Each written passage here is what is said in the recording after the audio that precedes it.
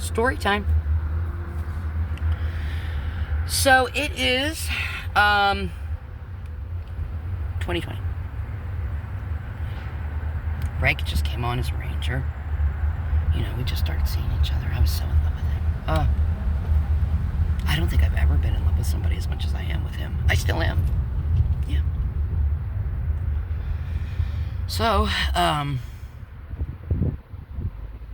the pick me, third wheel. We're just gonna call her pick me. She's a boyfriend. Lawyer. She explains to us that he's obviously, after she decides whatever she's deciding,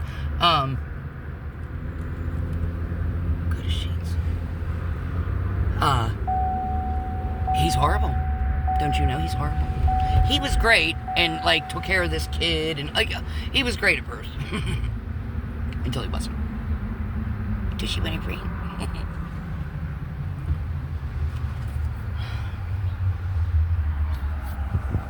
What pisses me off is that it was only to get at me. That's the only reason. Because I wouldn't go against Frank. And we needed to punish Frankie because he made up that story about dude asking me about my asking him about my information, all that crap, right? The jealousy. So when I wouldn't go up against Frankie, oh, fuck you, bitch, you can go too. You think that's where the plan began? Anyway.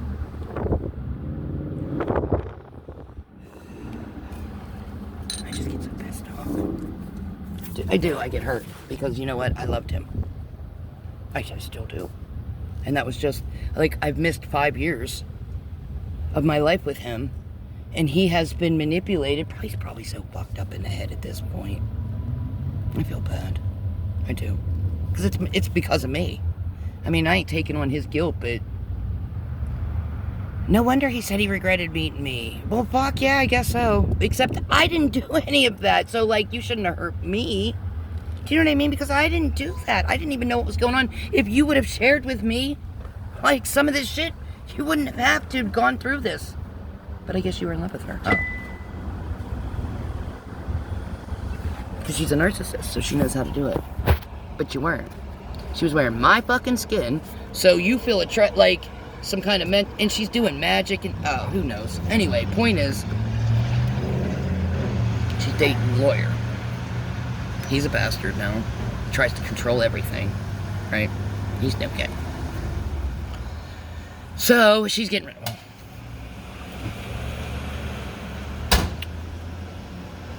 And at this point, I didn't like Jessie. I'm just gonna be really honest. I didn't like her. I knew there was fucking something wrong with that. Anyway. Because it was this control shit she has. Nobody else can talk on the answering machine and leave the message, okay? Nobody else can do this. Nobody else can do that. Nobody else can... Do you know what I mean? And it was kind of like, woman, you need to relax. Relax. Okay? You don't have control of anybody but yourself.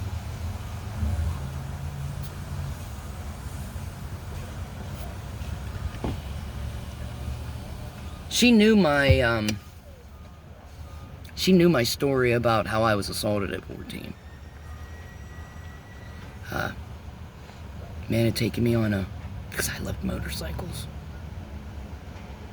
In a 4-wheeler. And, he took me way back into the woods. It was snowing.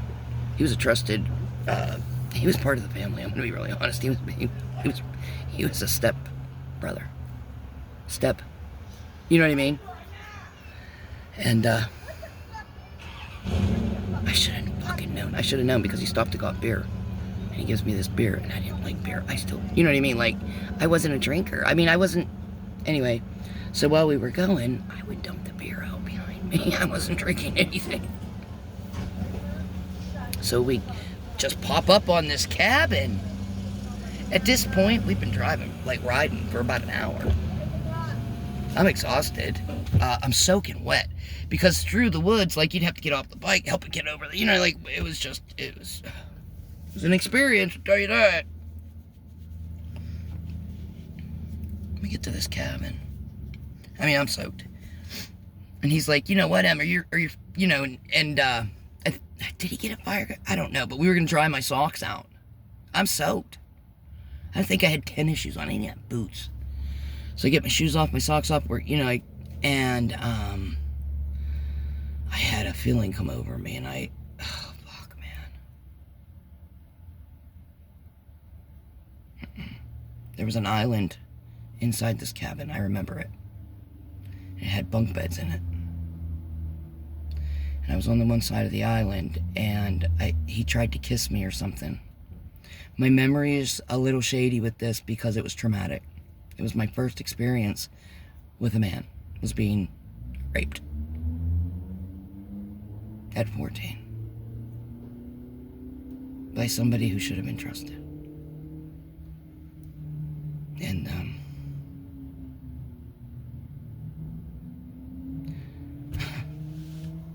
that's when I noticed I didn't have shoes on. When I seen the door, I can't run out there. I don't have shoes on. My feet will get, I can't go. I don't have shoes on. They're wet. My socks, everything. I don't have nothing on my feet. Nothing on my feet.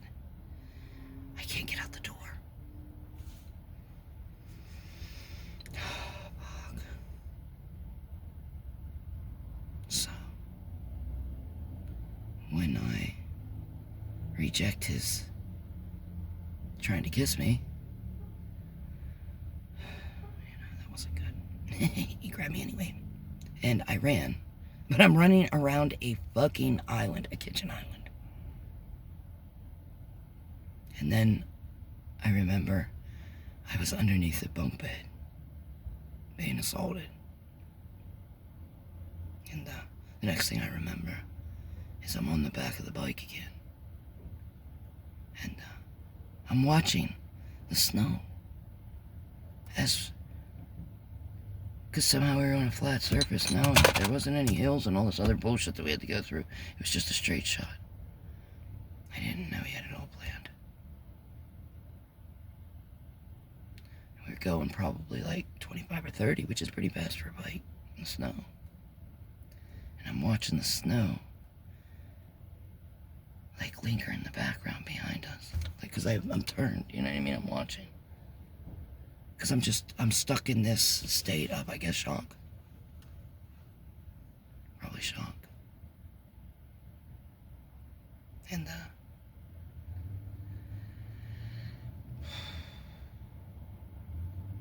that's that story. I didn't tell anybody. I forgot about it until I was like 30. I guess I stuffed it away. It was my 30th birthday. And the one guy I was seeing. Now, what was it?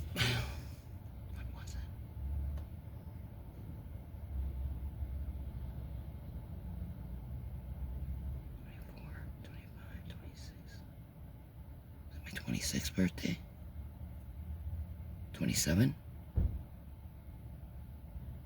27. It was something like that. Anyway.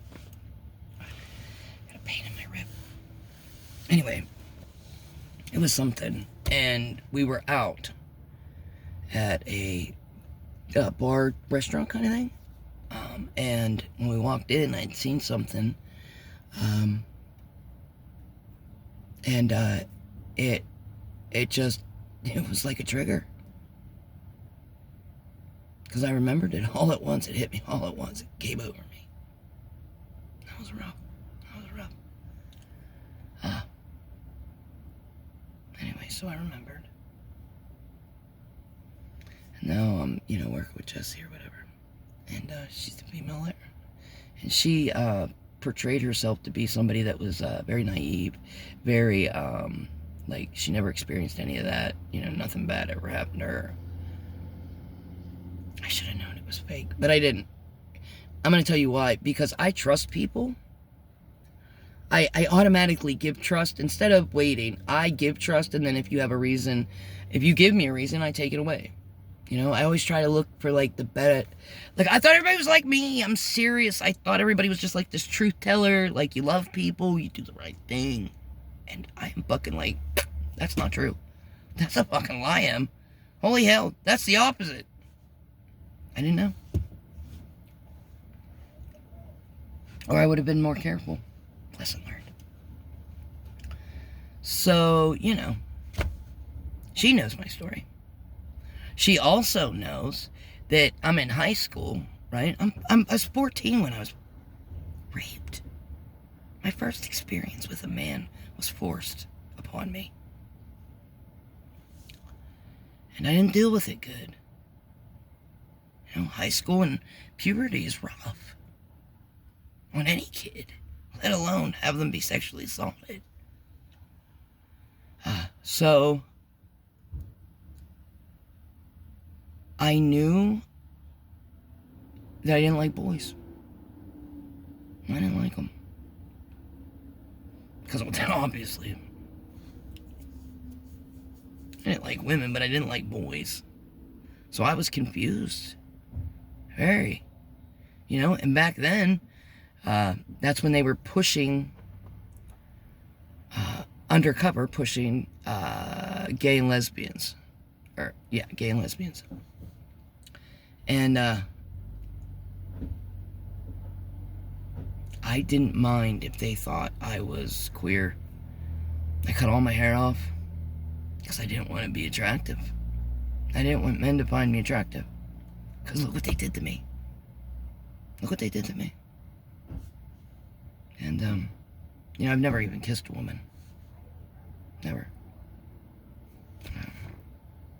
But I didn't mind taking that identity at the time. Because men weren't very good to me at that point. Well, yeah, obviously. And then while I was in high school, it was lunchtime and I went downstairs to get my book for my next class. My next class was upstairs. There was a group of boys, probably 8 or 9 of them. And I was harassed in school fucking bad, man. I'd get off the fucking bus and they would all start chanting, "Dyke! Dyke!" Oh, yeah. Yeah. Imagine that. I had just moved to that school. I had nobody. And all of them were chanting terrible things about me every day. Every day. Do you know what that feels like to somebody? Do you have any idea how a child, because I was a child. I mean, it was loud. Teachers knew, principal knew, everybody knew. They didn't care, they didn't stop it. No. So I'm downstairs in the basement. It's lunchtime. Well, it's not the basement, it's just the second floor. So it's underneath though. Like it's like a basement. I'm getting my book.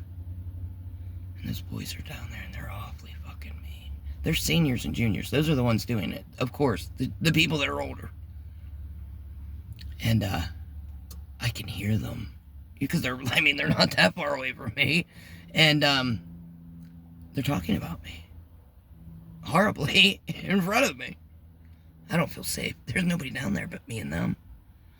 So I close my locker and I start walking past. Well, they start walking past behind me. Yeah.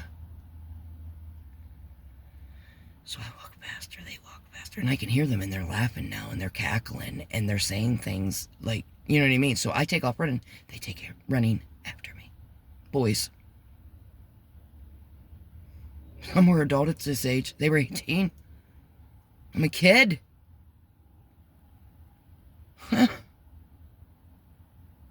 They chased me. I was fucking devastated. I was crying. Do you know what that did to me? I was just fucking sexually assaulted like the year before. So I go into the office. I'm a wreck. I'm fucking shaking. Somebody help me. I tell them what happened. Nothing happened to them. I don't think they even called him in. Yeah, so I didn't like boys. They were mean to me. So I cut all of my hair so that they wouldn't think I liked them or find me attractive. Anyway, Jessie knew this shit. I shared it with her. She really took notes, too. I could see it. Now that I can see it. I thought she was just interested. You know what I mean? But she was, like, writing this shit down in her fucking head so she could wear the skin later. Which she does. Because the boyfriend she breaks up with assaults her. Supposedly.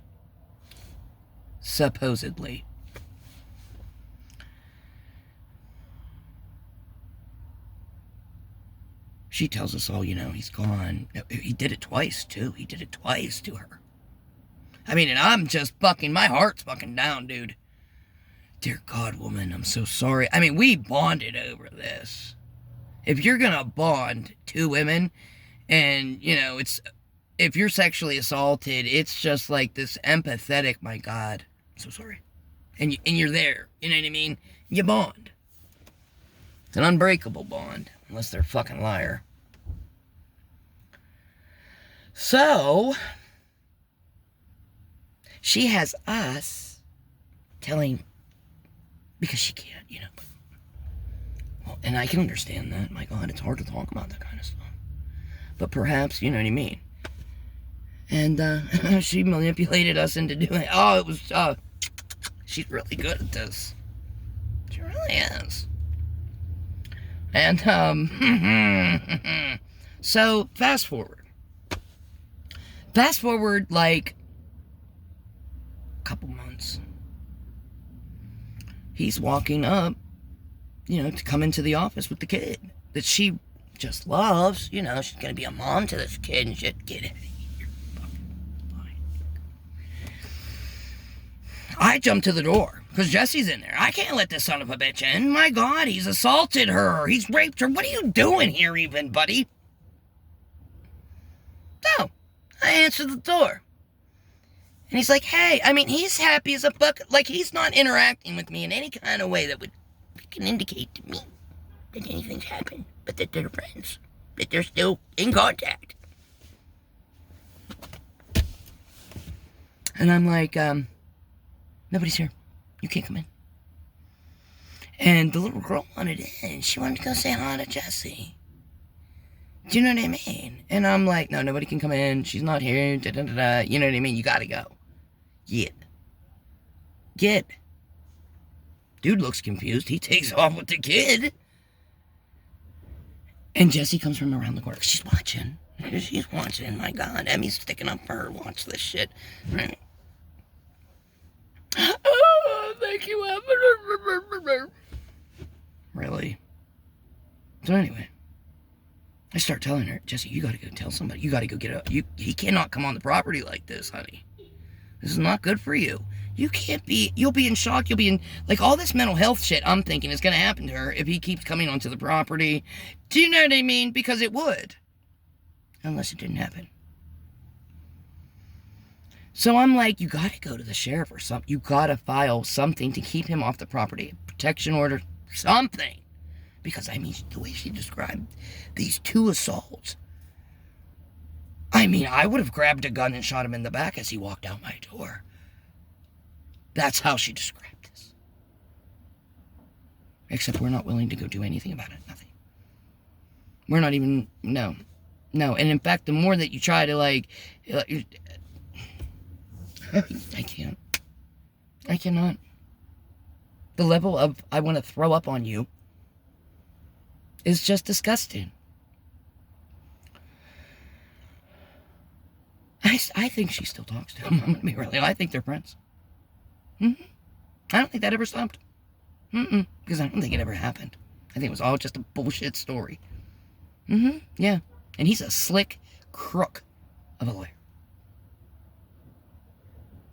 I wonder if he's been involved in anything. I bet you we find out. Well, yeah. You are what gives... Oh my God. You are what ruined it for real victims. I want you to know that. You doing this kind of garbage is what hurts real victims. Maybe you'll be talking less though. You never know. What you do unto others, it comes back onto you. Remember that.